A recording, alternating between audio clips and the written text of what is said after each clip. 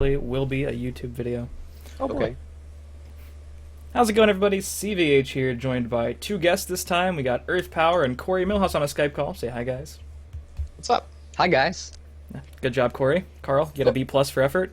So today, Ohio, everyone. what we're That's what it doing really for this is. video is, as you saw yesterday, did a quick update video discussing the fact that the meta snapshot number 2 on BetweenTheLanes.net was posted. I still encourage you to check that out if you have not. But, for those of you who just tuned into the stream, and for those of you watching this on YouTube, what we're about to do for a while is a brief yet, in-depth discussion on how the meta snapshot was created, our thoughts about how the decks wound up in the snapshot, how we ranked the decks, etc. And, we all three of us in the call are the three who did both snapshots so far on the site, so I guess some comparison about, how each snapshot went so far and what we can do in the future to improve. So for starters, I just like to preface this by, explaining all of the stuff you're seeing on screen, which is probably a little confusing if you don't know what I'm talking about. So we right now have the Google Doc up. That is basically what I did. I sent every other contributor, including myself, a list of the 21 decks this time that I wanted ranked in the snapshot. This is exactly how it happened in the first one, if you missed that discussion. But then everyone, by themselves, basically thought of the meta, their experiences, what they've seen on other streams, etc. Ranked the decks. I did supply sample deck lists that are the same as you see on the snapshot itself. Ranked the decks by general power level from top to bottom. So that's what this whole section is here, is everyone's actual rankings except for Bradford Lee and Control Monk. That just didn't happen. But last time Corey forgot a deck, and that's totally fine as well. You notice it late, doesn't really affect the rankings too much. And then, as you can see, I organized the decks from top to bottom. The different coloration is just where they moved from last snapshot. Yellow is a new deck. But top to bottom, how they ranked up, because this is like, Midrange Archer, it was ranked 1, 2, 1, 1, 2, 1, 2. The total was 8. It averaged out to be 1.14, and that's why it was ranked higher than Ram Scout. And we see the averages go all the way down.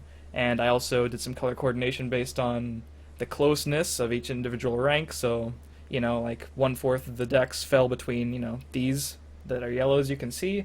And anything in pink on the actual spreadsheet was when someone did like a 5+ in either direction, a deviation from what the average turned out to be. So, for example, the average ranking for Control Mage turned out to be 5.86.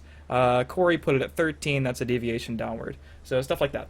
And as you can see, I have it all right here, so we'll be discussing that.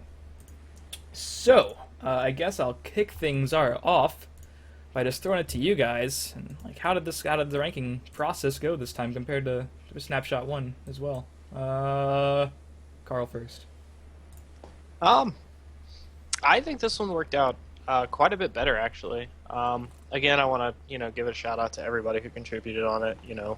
Us, Ricky Romanesque, Santos, Bradford Lee, and I think that's it, right? That is it. 7 people. Yep. So, shout outs to those guys. All of us have, and like last time too, extensive knowledge playing a lot of these decks, but I think it worked out very, very well. And, as far as most of the decks found themselves in the snapshot, I agree with almost 90% of it. There's a couple things here and there that I would only place kind of up and down, but everything made it into the tier that I think it should be in. And yeah, it worked out really well. I really enjoyed working on it this time, and felt like I definitely, it's as we do these, and I think you two can probably attest to this, is that as we continue to play this game and get more into it, these things become a lot easier. We see the matchups a lot better because we're playing, a lot more. We're continuing to grow with the game as well as the snapshot. So it's a lot easier to kind of put these things where, for the most part, where they're probably supposed to go. So I found it a lot easier this time, and again, enjoyed making it just as much as I did the first time. Agreed, and it was a little bit more daunting this time just because, like I mentioned, there are more decks. This time we had 21. Last time I think it was 16 or 17, so a little bit more to think about there when you're, really having to compare, stack each deck up against all the other ones you've ranked so far. It gets kind of tough with a lot of decks, and I think this is about where I'm going to try to cap it. If a deck is the 22nd deck, I think it might just not need to be included, but we'll cross that bridge when we come to it. So, Corey, what are your thoughts on the ranking process? I think we did a much better job this time than the first one. I think just overall, the 7 guys that we had involved with this, all good players, all people that have played a number of these decks, and we'll certainly go over the ones that I think maybe we think in kind of retrospective, looking back and seeing which ones maybe we maybe could have been ranked higher or should have been ranked lower or things like that. But overall, I think as a group, we did much better. I think that you'll see a lot of those high green names on there. We were all pretty close on all of those. The ranking process, I flubbed a little bit, and I'll talk about a couple of those just because I think I wasn't very clear on the directions. I'm not very good with directions, so I apparently goofed up a couple of things, but Totally the same as last time, but that's fine. yeah, exactly. It's always Monk that ends up getting missed in there, so mine are kind of plus or minus anyway, so I don't think it really affected too much as far as the end results. But I think that we did overall a much better job this time and are a lot more accurate. Yeah, I do stress, in the snapshot itself, if you guys have checked that out in the first couple paragraphs, that this is more a general type of thing. I don't, just like the arena tier list, if something's ranked slightly higher than something else, especially if it's only by a couple spots, I wouldn't say that's like far and away better than the other deck or like guaranteed to be better every single time you kick up the ladder. Metas are cyclical, as everyone will tell you. Things change. One card got introduced and so much changed in the snapshot. And if we did it with the same card pool 2 weeks from now, the snapshot wouldn't look the same. It'd probably have some, pretty substantial differences. And that's just the way things get countered. A lot of I think it's important to note too, just to add on to that real quick, is that when you got all of us in on this snapshot, you told a lot of us to focus on the decks that we've grinded with the most. And for me, that was maybe 6 decks total, with a handful of the other ones that I had a little bit of experience with. But having 7 people come in and do this, I think is very important, and can help us kind of figure out where this all is, because I don't know about Corey, but there's certain decks that I just didn't play with at all. Yeah. And placing those, can be difficult, but having all of us in on this helps it kind of average out the way it should be. And like I said, I think it ended up really well. Yeah, even with the amount of people, a lot of it does come down to theory, and even with how many people we had now, I'm sure we didn't obviously cover every single deck to the extent that it would be nice to have covered. There are 2 essential meta snapshots for Hearthstone. One is the Tempo Storm snapshot, which we're kind of emulating, where you bring in quote-unquote experts and they give their, they have their opinion. They're founded on their experiences. And the other one is simply statistic, by a team called Vicious Syndicate, that just takes the Tracobot data from thousands of players and turns that into a snapshot. No real opinion about it besides the write-up. So, we just simply don't have the data for something like that. Jera, True Harage, he might have played him on the ladder, did come to me and he's like, hey, I've been tracking my games this month, can I, I told him I'd try to get him a part of the next one, but in reality, I don't think, even if I tracked all of my games, I have about 1,000 wins on the ladder. That probably means I've played about 2,000 games of all formats total, and that's, in the grand scheme of things, that's really nothing. I don't think I can form a truly complete picture of a single matchup without about 100 games played, and that's just me trying to be a perfectionist to get everything right, but that's how much for an accurate percentage we could start to discuss being relevant.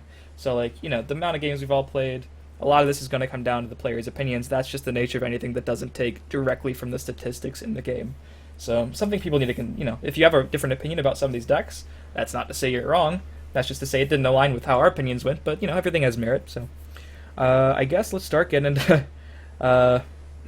So CVH, what we could do is, like I said early in the day, we had talk scrolls with SLW, Eon, and Taro Thomas, and a bunch of other people. I can kind of go down and say, as far as what the really big talking points were, I think pretty much everyone knows at this point, mid-range Archer is pretty good.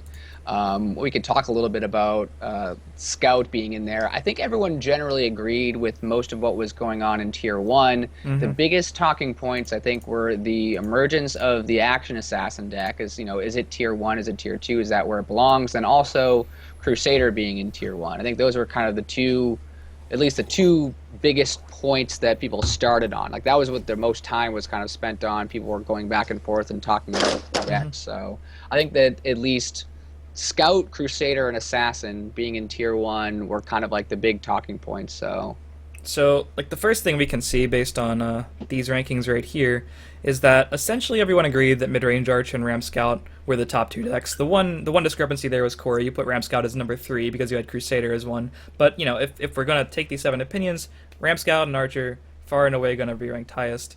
As you can see, the rankings for Aggro Crusader and Aggro Assassin, Action Assassin, were like a little bit lower. They were closer to the other tier 2 decks than the tier 1 decks based on just our opinions because, the top 2 decks kind of had it on lock.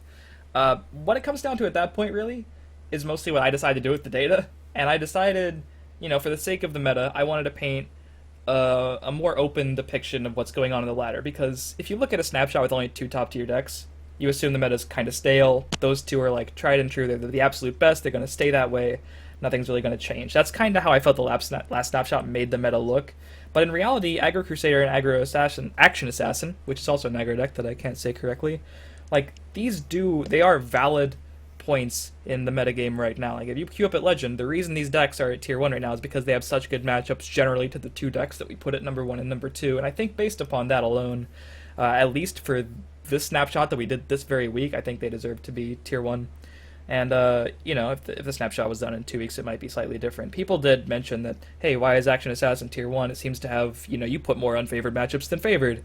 And, it's just because the favored matchups are so prevalent on the ladder, Mid-Range Archer and Ramp Scout. And those rankings are only up against, I only put the matchups for the first 2 tiers of decks, so the decks obviously have very good matchups against a lot of things that ranked in at tier 3 and tier 4, which are all perfectly playable decks.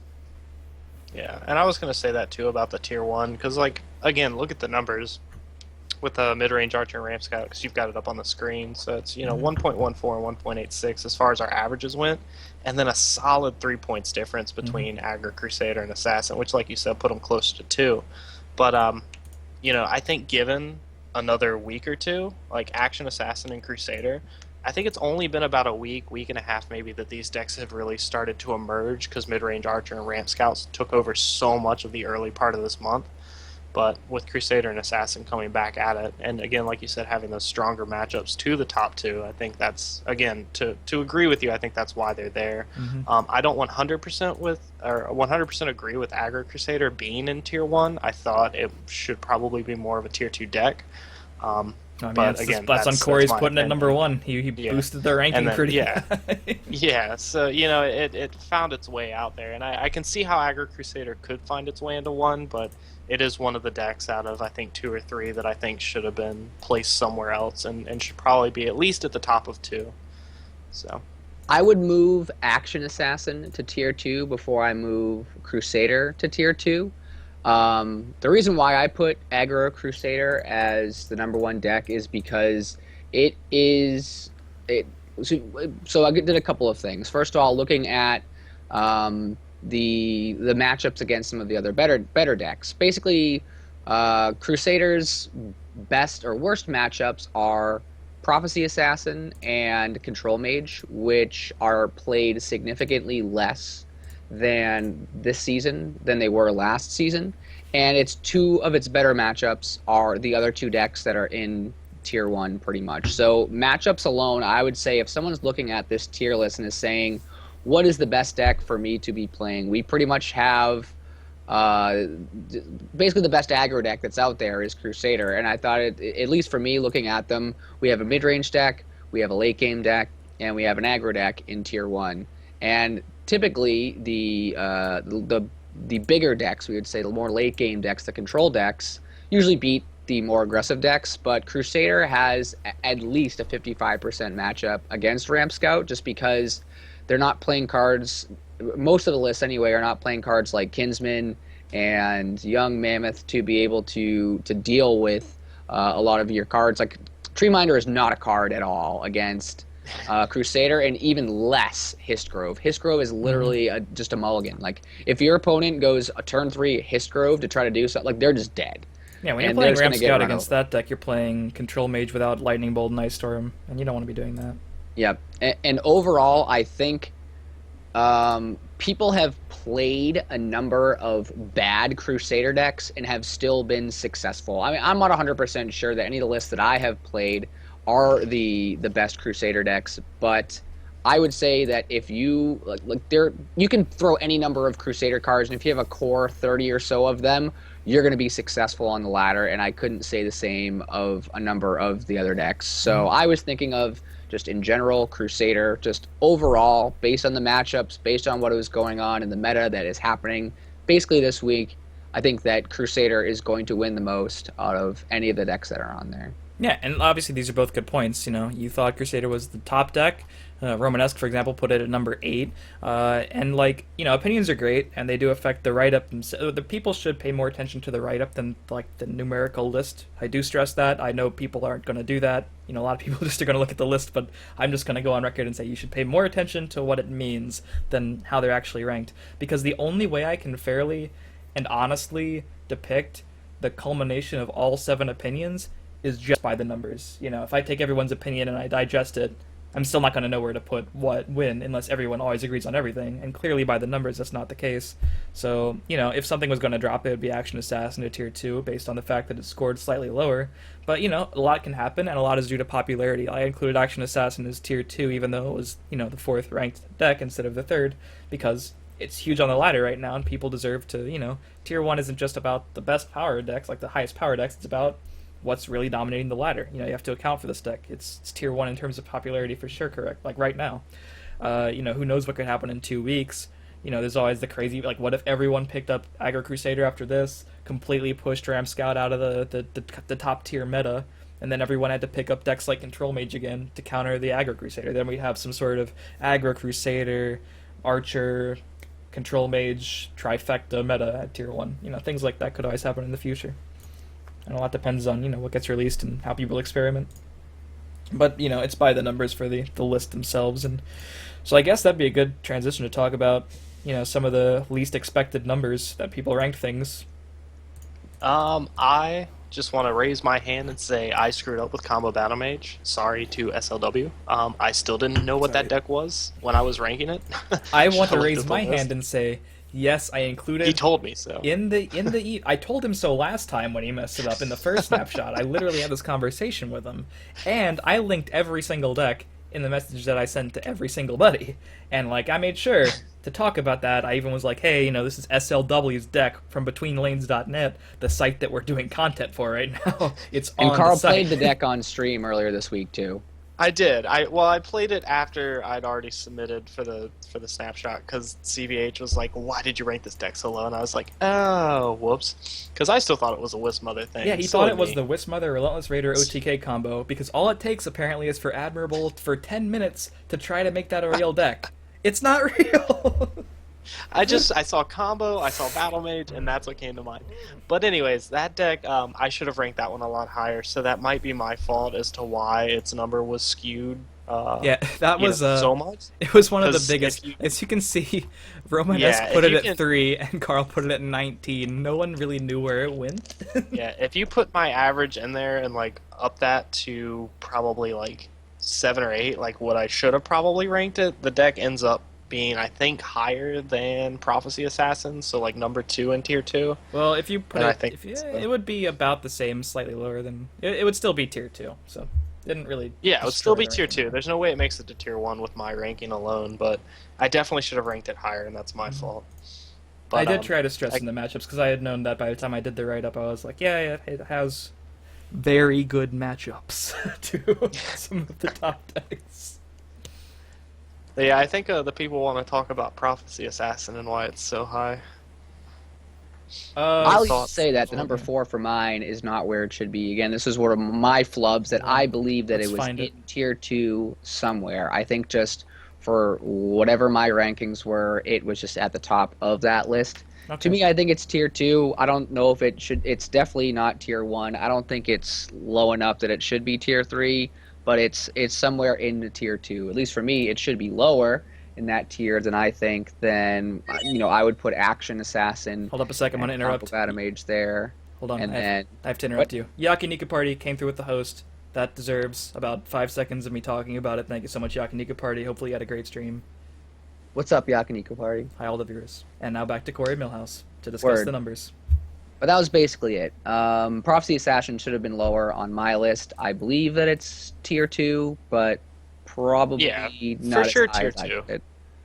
But here's the good thing about it. I kind of like that you put it maybe even higher than it should have been. Carl and I put it at 5 and 6, which isn't too far off. And Chespi's face with the host as well. God, you guys are coming in clutch. Thank you so much.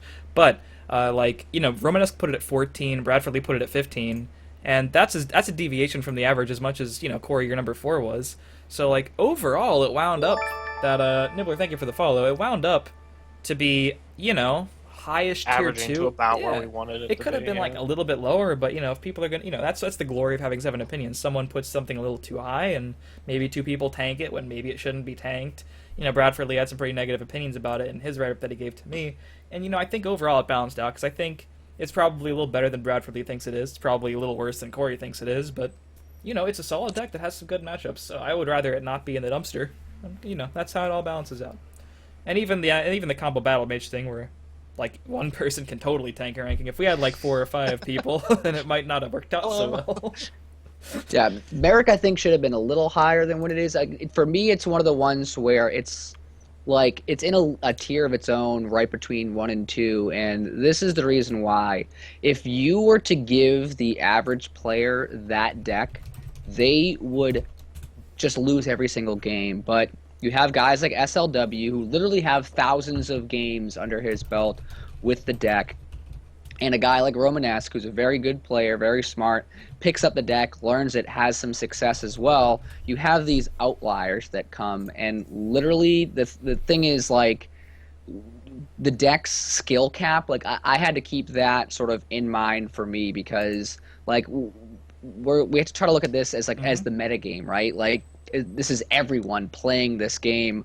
If I were to say what is the strongest, best deck, would I want to play against SLW or Romanesque playing combo battle mage in a tournament? Absolutely not. But if some random other person has it, Like that's totally different. I mean, I wouldn't want to play against you. I'm sure you'd be able to figure it out, no problem too. But like your average player, like the average player playing Crusader is going to do better than the average player playing combo battle mage. So that was sort of at least where I am sort of thinking it, because like the best players are going to crush it with this deck because they're going to be able to know the ins and outs of it and be able to play it to its full potential with that high skill cap, whereas like most people are going to be able to pick it up and probably will struggle with it.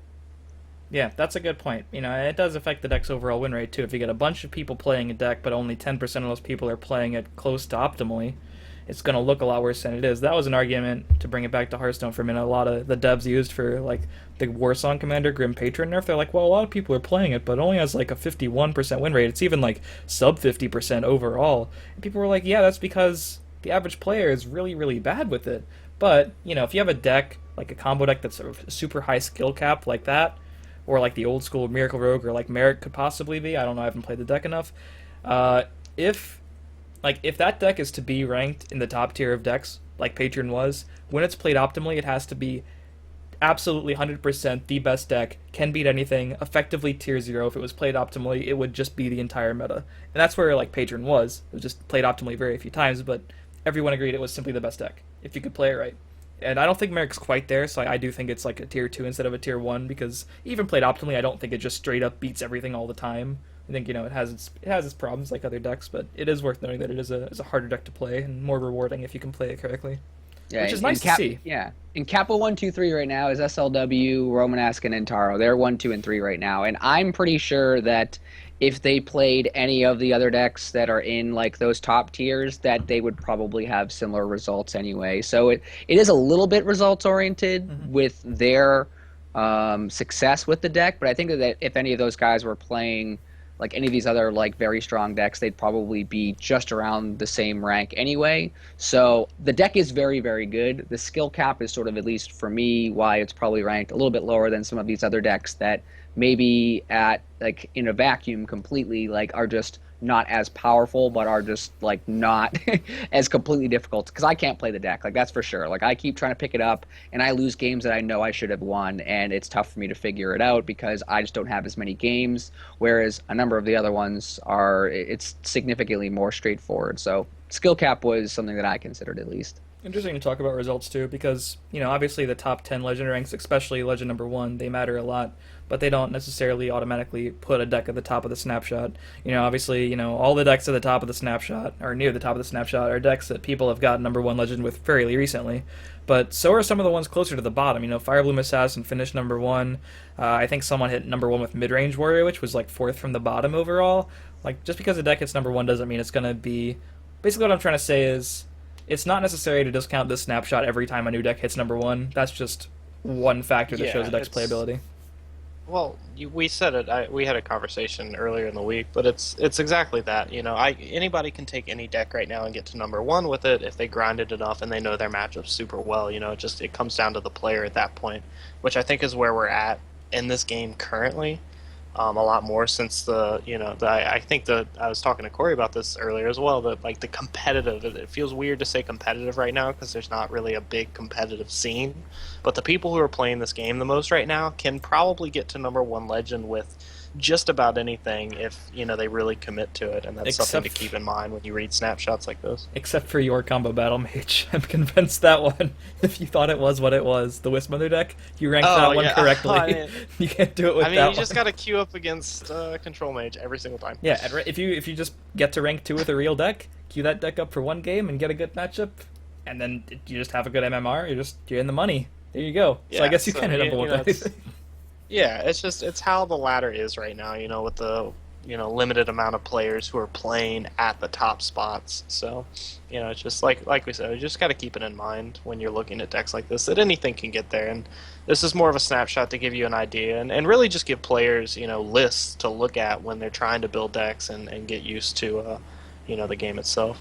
So while we discuss some other potential things that were ranked, quirkily or potentially wrong, who knows, I would like to throw it over to the chat really quick since we got some people showing up, that if you guys have any questions about how the snapshot was made or our opinions on a specific deck's ranking, feel free to type them out because, I'd love to go through and answer some chat questions and, talk one-on-one to you guys because answering every comment on Reddit is just something that I can't really do.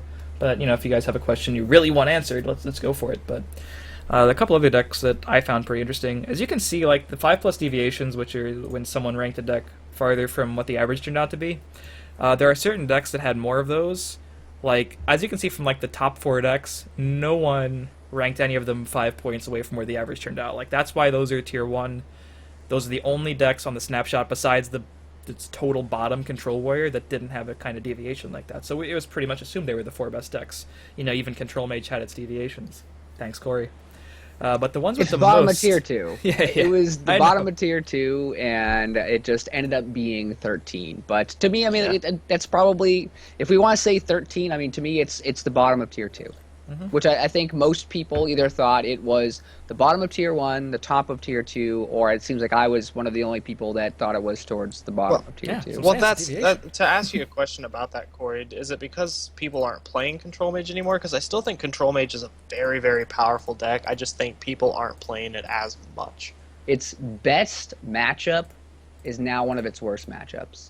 Well, it's former best matchup. What's its best matchup now? And are people now playing it's that deck? best. It's still fine against like most assassin decks. It's pretty good against Crusader, but even Crusader can still like the Manticore change was still pretty substantial because it like loses some percentage points against those aggressive decks where it could take lane A and put a 6/6 guard in it and kill the biggest threat in the other one and be able to lock down 2 lanes. So now some of these aggressive decks have a better shot of being able to get into 1 lane and winning the game. So it's one of those things where just overall I think the deck's power level dropped. Like I continue to try to play it, and it's not in the dominating fashion that it was before, and some of these matchups ended up changing. The amount of Histgrove decks, like it's not even just Ramp Scout, like the Spell Sword decks are playing them. There's like this Sorcerer deck that like the matchup's probably 50-50.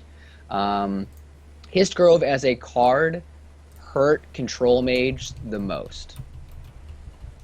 Yeah, and like that's the glory of a meta snapshot too, because it's obviously a good deck still, worst positioned on the ladder thanks to his Grove decks, like you said. But since it's fallen out of favor like that, that's why it's like high tier 2 instead of tier 1. Still a powerful deck, but less people are playing it. It's less impactful currently against the top decks. But that's the glory of a cyclical meta. Specifically, Aggro Crusader and Action Assassin, they counter Ram Scout to a degree. And like we just mentioned, those are like 2 of Control Mage's current best matchups. It used to be decks like Ram Scout as well, but now, if the decks that beat Ram Scout take the helm, then what are people going to be playing? The decks that counter the new thing on the top of the ladder. And that's just great. And You that's put how it you at 3 keep... CVH though. I did. I still think it's pretty good. And I was, to be honest, I was a little worried that people would dumpster rank it. No one really did. You kind of were the only one. I thought people would rank it lower, and I was like, I think this deck is a lot more powerful than a lot of people think it is, so I'm gonna put it pretty high. I wouldn't say it's dumpster rank, but it's. I mean, it's probably not tier 3, but it's like the dumpster of tier 2. I would say. Like I would probably want to play any of the other tier 2 decks, and I think that they're almost all of them. It's probably close, but it's probably the least best positioned tier 2 deck, in my opinion. Fair enough. But if it's Cycles... So Whiskey Bomb has a fun question. Can you explain why it's easier to win against the top 100 than the players in the 350 plus ranks? Is this dumpster onto something? Is this a conspiracy? I think it's mostly because I'm usually in top 100 and I'm pretty bad. Well, I think you brought up a good point. Like, to answer this in a sort of serious way, I don't think this question was meant seriously at all, but at rank 1, I found it incredibly difficult to play against the other rank 1 players, whereas the people who had already hit legend seemed to be messing around a little bit more. So I think, depending on how low they are, I think gives their drive to how much, they want to get there. So, the lower they are, the more committed they are to getting higher. So. Yeah, I mean, if I play against someone in like the top 20, I can safely assume they're pushing for top 10, top 5, or even number 1, so I assume they're going to be, on a real deck. Maybe it's the unpredictability of the dumpster, if that's like a real question, but I mean, it's hard to say. I think it's probably just confirmation bias, because those losses feel worse because you drop more ranks. You're like, you remember when you lose to a dumpster player and you can complain about that, but, you go up against Romanesque at number 2, he's pushing for number 1, you're not going to remember, you're going to remember playing against him, but you're not going to, like, say, oh, that loss sucked. Lost to Romanesque, he was all the way at number 2, the dumpster, You don't really get upset about those, so they're less memorable in the long run. Whiskey Bomb, I think it's that you see that this guy is top 100, he's number 45 or 32 or whatever it is, and you're like, you know what, I want to beat this guy, and you put your mind to it, and that's when maybe you end up playing your best, as opposed to, and you see someone else is like a lower rank or something like that, maybe it's just another game. It could be a little bit of a psychological factor, who knows? Mm-hmm. I know that's for me. Like, if I see, like, I definitely focus when I play against, like, other players that I know they're, like, higher ranked than me, or if it's a matchup that I know I need to focus more, like, that's totally a thing. Yep. I like what SLW said, by the way, about what we were just talking about. Control Mage is now a meta choice deck. Yeah. And that's, like, a good place for a deck to be. Sure. That's like Prophecy Assassin, like the opposite end of Prophecy Assassin. But the meta continues to be way more wide open, and that's so much harder for a control deck to survive in, because like you can't look at your control mage deck and be like, I just want to play these 50 cards. Like, you have to prepare as a reactive late game deck like control mage to have the correct tools to be able to fight whatever it is you're going to play against. And I think at this point in time, there are so many more different things that you could be playing than like even a month or so ago. Yeah. And, like, that, it just proves once and for all that, like, no deck is really broken right now. Like, yeah, Control Mage is a meta choice. You have to think about your, inclusions pretty seriously if you're about to queue up some Legend games with it. By no means is it a bad deck. I saw Bradford Lee, like, top 20-ish last night when he beat me. But, like, yeah, like, people say the decks can just beat anything, but, we've seen with some slight fluctuations in the meta, all of a sudden, the decks that are being played, like, it just can't beat all of them. Sometimes you're just going to have a bad matchup with something depending on how you build it. I was gonna say with the bottom, tier 3 and tier 4. Did you want to talk about some of the deviations? You led into it, and then we started taking questions. Oh, sure. About. Yeah. But, so I think there were 2 decks at the bottom that deviated the most, based on how we ranked them all, and I think it was Control Monk and one other, right? Yeah, I said, like, when I texted you, I said almost every single deck that was in tier 3 or tier 4, at least one person put them relatively high in tier 2, or at least like in tier 2, which is like kind of shocking. Aggro Battle Mage in the dumpster of the ranks.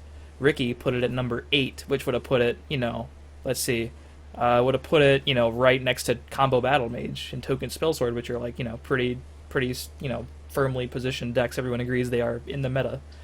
Then we have, Firebloom Assassin, which most people agreed fell off. We had it put it, I didn't even put this one as pink. 2 people put it at number 7, That's kind of crazy. That's even higher than number 8. That's, like, firmly ahead of some of the decks. And, like, one of the biggest ones was Control Archer, which Bradford Lee put at number 3, which I kind of understand his reasoning for it. But like there were a good amount of decks like that, and let's see, Midrange Warrior, which I think Vanilla Titan. And Yeah, it was Turquoise mid-range Link. warrior and control Yeah, yeah. monk that found the most deviations based on however many people ranked them. Yeah, I did sort of dumpster Control Monk, but 2 people put it at 8, so it kind of balanced out to being tier 3-ish. Yeah, mid Corey and I holding it down. Yeah, That's all I've done is play slow decks this month, man.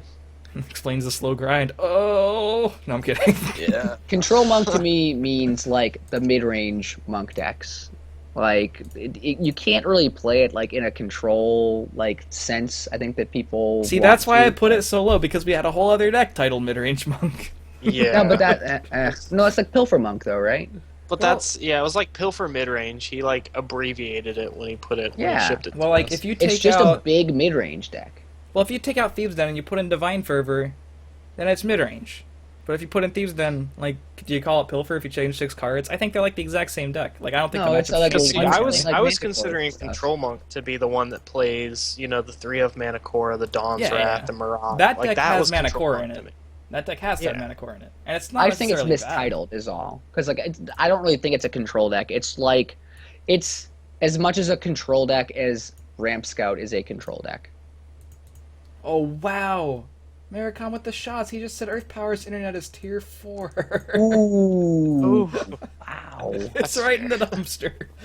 it's okay. We knew this though. How much deviation would we have on that one? Who do you think would rank it pretty high? I mean, Romanesque probably would be. Have you seen his PowerPoint stream? Yeah. No, I Do we know if Yeah, Century my- Link is cyclical? got Will it the- raise in rank? Does it have a good matchup to any of the other my internet providers? falls in at rank 22, boys. Oh baby, that's Rip. Control Warrior status right there. Yeah, right under Control Warrior. Loses to it every time. Oof. It's like right above the combo battle mage that you ranked. Might be Control Battle Mage if we're talking about that one. Oh man. My poor internet. Corey's the one who dropped today too. Like that's my internet's still Dude, getting it wasn't me. It was CVH. It wasn't me. I was Oh. streaming the whole time. Here we go. Doesn't mean it wasn't your Skype, dude. I mean, I do hate Skype.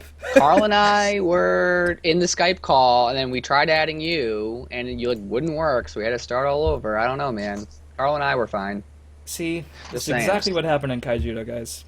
Exactly what happened. We all just hate each other. Except this is on the internet. Yeah. Yeah. We'll save face somewhere. It's fine.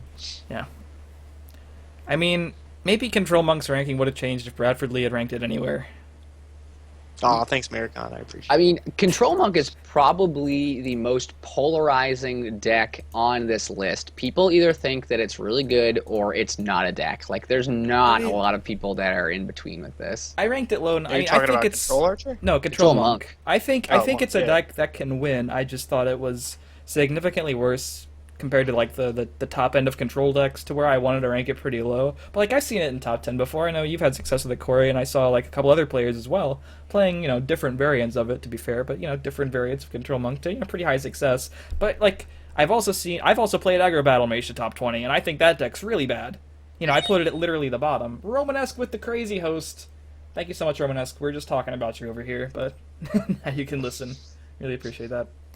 But yeah, also, for those of you just tuning in, I will, if you have any questions about how the snapshot was created or anything on the thing you want us to talk about, just go ahead and write them in chat, and we'll go around and give our opinions on whatever.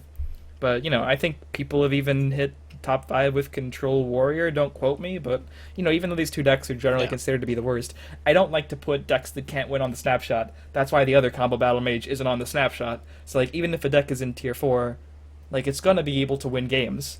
Just because I put it lower than every other deck doesn't mean it loses all the time to every other deck. Some of the decks in tier 3 and 4 have Control good matchups Warrior, to some of the for decks. instance, like even though we didn't deviate at all on it, like Mm-hmm. Control Warrior just beats Ramp Scout. Like I am almost like it wins a lot. Like it's a really hard deck for Ramp Scout to deal with, which is why I think I ranked it higher in 4, but like still 4 because I still think it's just too slow of a deck. Actually, you yeah, know? 17 is pretty high. Good call. Yeah. Like that's what I'm saying. Like the deck has just had a lot of success against me on the ladder. Like because I laddered with Scout for most of the month, And every time I ran into Control Warrior, it gave me the gristle, man. It was awful. Gave me the gristle. Chimera says, personally, I've always taken meta discussions in any game like this with a grain of salt. It's always better at IMO to find out what you're best with and stick to it on your own. And that's totally true, too. You know, Yeah. I like a lot of these people, and I'm not necessarily talking about my chat. I love my chat. You guys are great. But a lot of people do look at meta snapshots. Thank you, Night Circus, for the follow. And they take a deck that's ranked high and they immediately just try to grind with it. Like, for example, if Combo Battle Mage had been ranked in Tier 1, there would have been like a solid amount of players who just said, oh, this is a Tier 1 deck, looks cool, I'm going to play it on the ladder. And they'd have bad results. And they'd probably downvote me on Reddit because of it. But, like, in reality, a deck is still only as good as how you play it. Some decks are easier to play, some are more difficult to play. But, like, that will affect your win rate with decks. That's why we talked about people like Romanesque and SLW having great win rates for the deck that a lot of people struggle with. That's why I talk about a lot about how mid-range Archer is easy to play, and that also contributes to its high ranking. But, like, you know, some decks are just easier to make mistakes with. And if you are inexperienced in general, it doesn't matter what you play, a lot of it's just going to come down to you needing to practice more at the game. Not necessarily just playing a Tier 1 deck. It always helps to play a Tier 1 deck. You're still going to win more than if you played, like, a dumpster tier deck.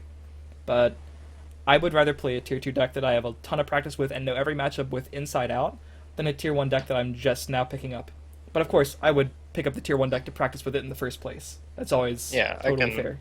I can 100% agree with you, CVH. Like, I've always done better with things I'm more comfortable with. Like, it's just, I think it just works for everybody in that way. And, you know, even when you're learning too, like, it's safe to say it's not like saying, hey, you know, pick a deck that's different that you feel comfortable with. Like, if you're super comfortable with mid-range Archer, if that's your thing, like, you know, that is what it is. Play the top tier deck. Don't ever. It's a good thing to be comfortable with it. You know? Yeah, you know, it's fine. Like, don't ever think that people are coming against you because you're playing the top tier decks. It's like, you know, just play what you're comfortable with. Have fun. You know, it's your life. You do you. And I think it's great to show that we also have a snapshot, and, like, you know, not just a snapshot. I didn't rig it, but, you know, the decks in the meta align themselves to where there are good easy decks to play. Like mid-range Archer is what I would recommend to a new player who has the cards to it.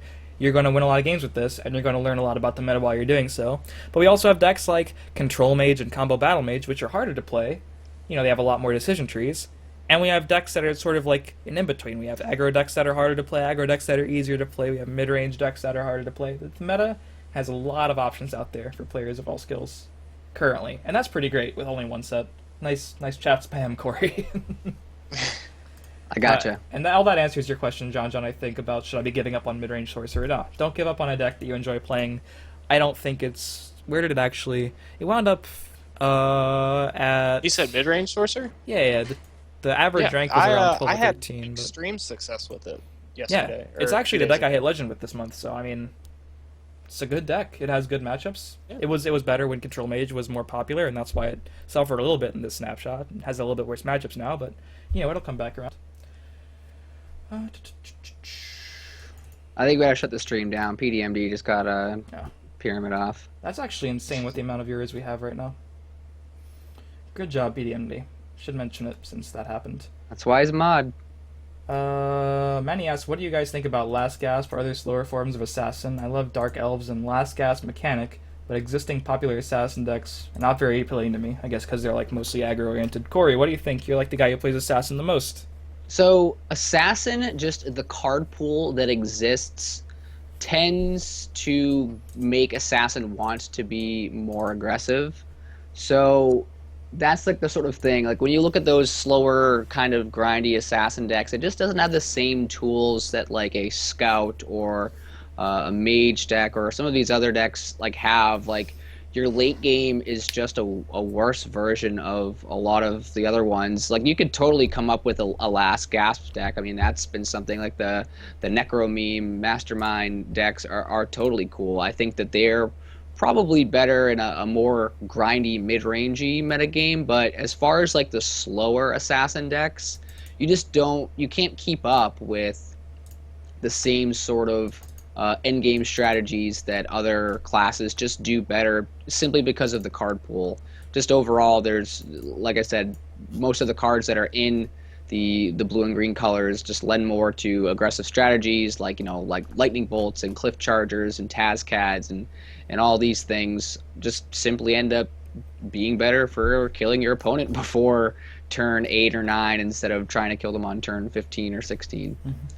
But that's not to say, future card pools could change things. Really quick, I want to go over the spreadsheet again because we have a lot of new viewers who might be confused. This is how the meta snapshot on betweenthelane.net was created. You can search for it with the command in the chat, by the way, if you're watching the stream live.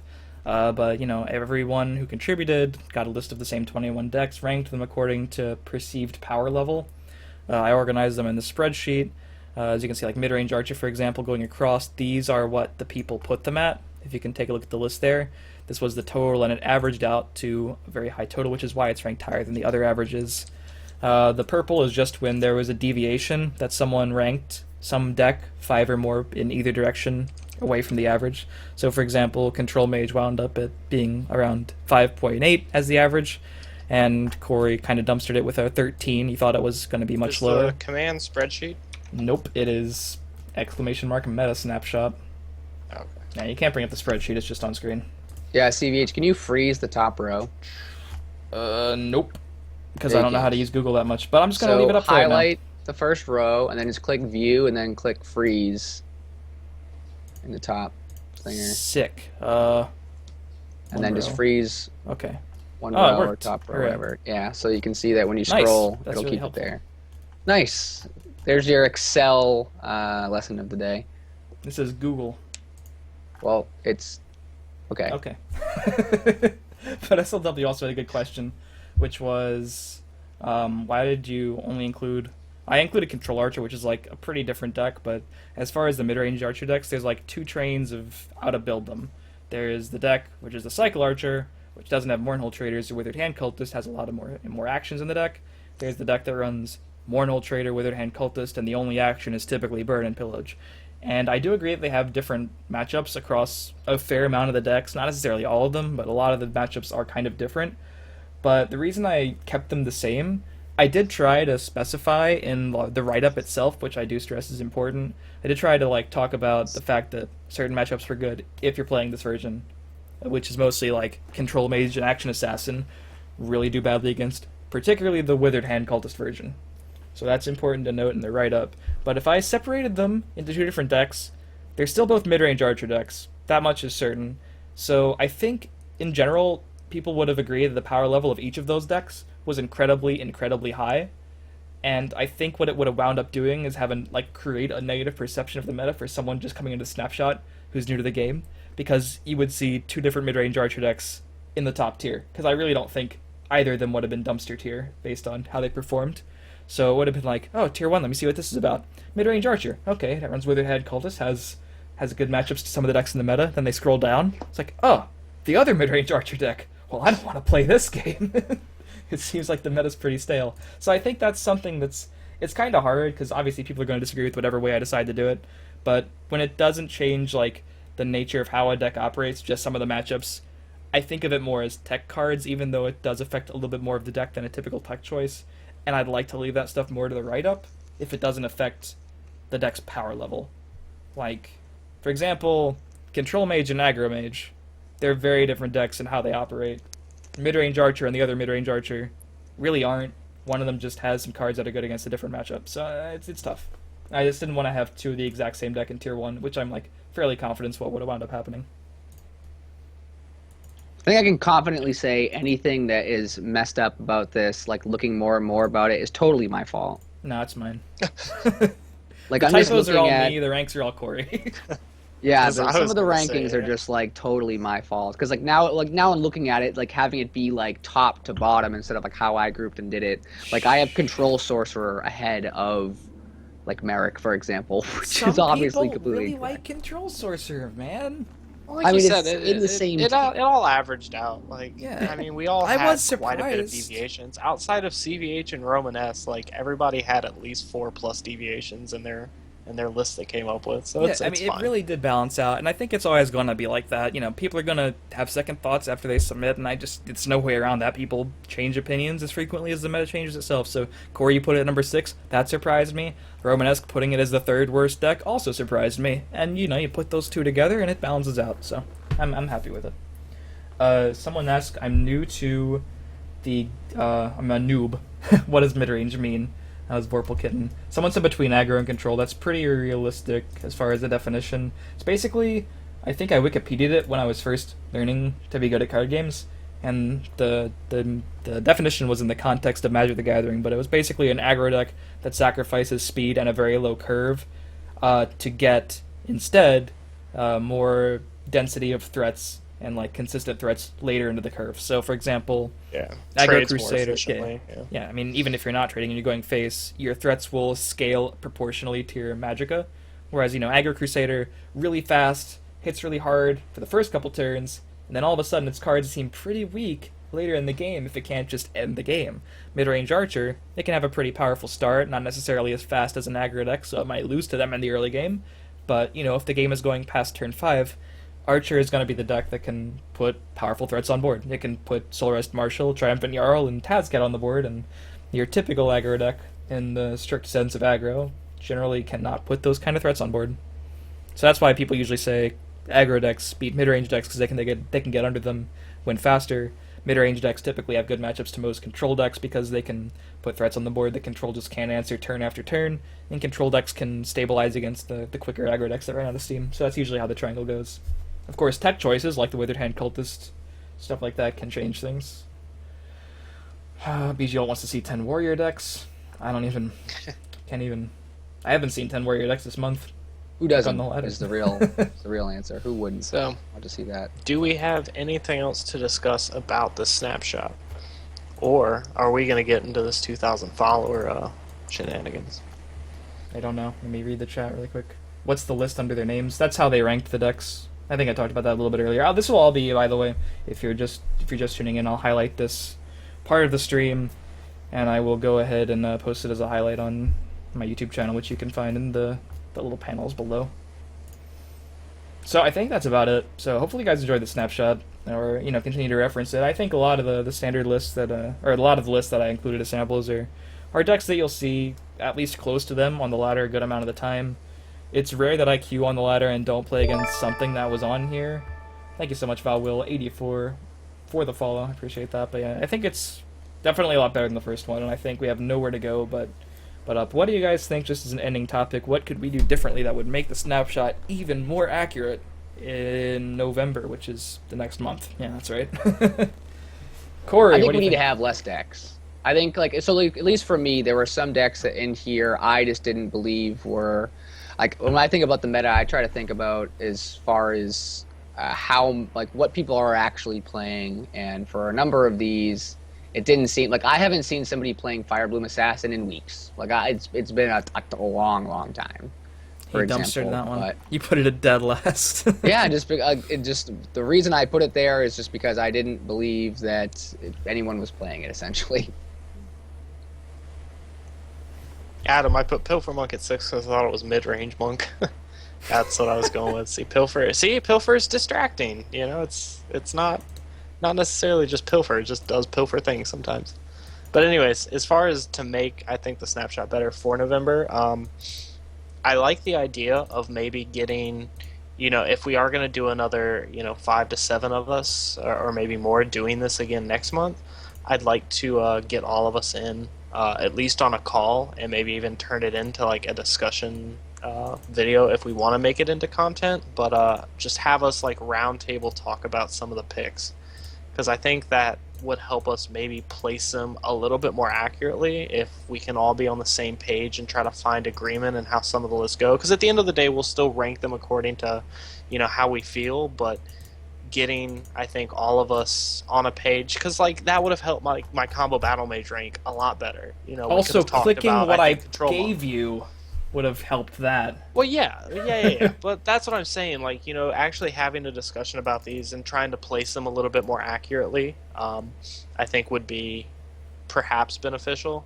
It could turn into just a mess with a lot of us on the same call or whatever, but it could turn into content too. It could be a good discussion / podcast video as we talk about and try to build a list and talk about the matchups before we actually put the snapshot out, even if we just do it, among ourselves. But I think that could be helpful. And then, like Corey said too, certain decks that just aren't seeing play, I think we nailed a lot of them. I think a good, maybe with the subtraction of 2 or 3 decks in this list total, I think should be here. But I think it's important, and that it could come out of that discussion too. Is just saying, hey, this deck doesn't really exist in the meta right now. Why is it here? And then making sure that we're all on the same page. That because maybe Corey hasn't seen it in 2 weeks, but maybe Romanesque or Bradford Lee played against it. Yeah, I mean, they both put it at the 7, day so prior. So like both they did both put Fire is. Bloom at 7, which indicates that they thought it was much better than Dead Last. That was Fire Bloom Assassin at the most deviations. Yeah, like if I were to go back and redo this, if I'm doing it the correct way, yeah, it's probably like 12 or ish around there. It's like probably the second or third best assassin deck, but just like no one's playing it. Oh, what the fuck? Yeah, I think in there bringing us Ricky. all together. You queued into Ricky? Yeah, I'm Queuing while trying to discussing. play games now because we're gonna be moving to the meme draft soon. Yeah, I'll probably at least have a discussion like that about the matchups in the future. I want to expand upon the matchup section more in the future if I can. Also about the monk thing that you kind of touched on, sort of the archer thing, whereas Pilfer Monk and like mid-range Monk, they're very, very close. I think you take 6 cards out of either and it becomes the other, which is a lot closer than the 2 archer decks close. are. Like, if I'm not going to separate the 2 archer decks, I'm definitely not separating those 2 monk decks, because like, I don't think the matchups change in a meaningful way, except maybe Pilfer Monk is just slightly weaker across the board, but, mid-range Monk that's what runs a I'm saying. lot I of think Pilfer the deck cards. just needs to be. I think the deck just needs to be called mid-range Monk instead of Pilfer, because I don't think like the full Pilfer package, which is what I would have considered it if I just saw Pilfer as just like that crazy Pilfer Monk that moves things around all over the place and just focuses on the Pilfer. That's See, what I've literally never seen that ever. Like, when I say Pilfer, I was thinking about like what Boom's Life was playing, which was just mid-range Monk, which had like the normal cards. You're still going to Master play of Thieves and Thieves Den. You're still going to play Alkosh and Daring Cutpurse because they have Pilfer, but you're playing them because they're good cards, and Thieves Den.